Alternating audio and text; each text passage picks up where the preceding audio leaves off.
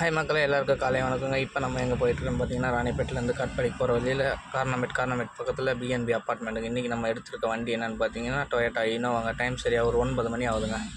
இப்போ நம்ம எங்கே இருக்கோன்னு பார்த்தீங்கன்னா, வேலூர் பக்கத்தில் சாய்நாதபுரம் தாங்க. சாய்நாதபுரத்தில் அமிர்தா ஃபேஷன் டிசைனருங்க. இவங்ககிட்ட நீங்கள் கொடுக்குற ஃபஸ்ட்டு ப்ளவுஸை ஃப்ரீயாகவே ஸ்டிச் பண்ணி தருவாங்க. முடிஞ்சால் நீங்களும் ட்ரை பண்ணி பாருங்கள்.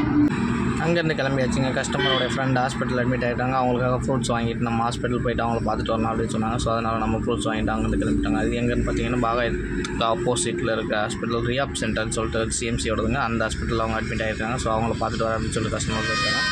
நம்ம கஸ்டமரை ட்ராப் பண்ணிட்டு இங்கே வெயிட் பண்ணுறாங்க.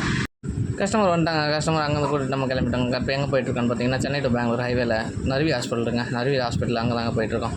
நர்வி ஹாஸ்பிட்டலில் கஸ்டமர் செக்அப் இருக்குன்னு சொன்னாங்க. ஸோ அதனால் அங்கே போயிட்டுருக்கோங்க. உள்ளே கொண்டு போய் ட்ராப் பண்ணிட்டு நம்ம வண்டியை பார்க்கிங்கில் போட்டு கஸ்டமர் உள்ளே வாப்பான்னு சொன்னாங்க. சரி, நம்மளும் கஸ்டமர் கூட உள்ளே போயிட்டாங்க. கஸ்டமர் கூட உள்ளே போயிட்டு கஸ்டமர் கூட உட்காந்து செக்அப் முடிச்சுட்டு அங்கேருந்து பிரியாணி சாப்பிட்டு அங்கேருந்து கிளம்பிட்டாங்க.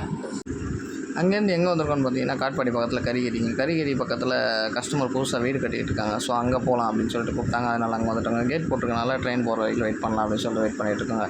இந்த கஸ்டமர் பார்த்தீங்கன்னா கிட்டத்தட்ட 3 வருஷமாக நம்மளும் மட்டும் தாங்க கூப்பிட்டுருக்காங்க. இந்த கஸ்டமர் வந்து துபாயில் இருக்காங்க. அவங்க எப்போல்லாம் இங்கே வராங்களோ அப்போ நம்மளும் மட்டும் தாங்க கூப்பிடுவாங்க.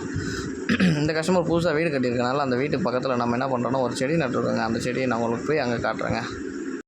இப்போ டைம் சரியாக பார்த்தீங்கன்னா ஒரு 5 மணி ஆச்சுங்க. கஸ்டமரோட வீட்டுக்கு வந்தாச்சுங்க. இது தாங்க வெளியில் இருக்கிற செடி எல்லாம். நம்ம இங்கே ஒரு செடி நட்டுருக்கோங்க. இந்த செடி தாங்க நான் நட்டுருக்க செடி. இந்த ட்ரிப்புக்கு பார்த்தீங்கன்னா நான் 1000 ரூபீஸ் சார்ஜ் பண்ணியிருக்கேங்க.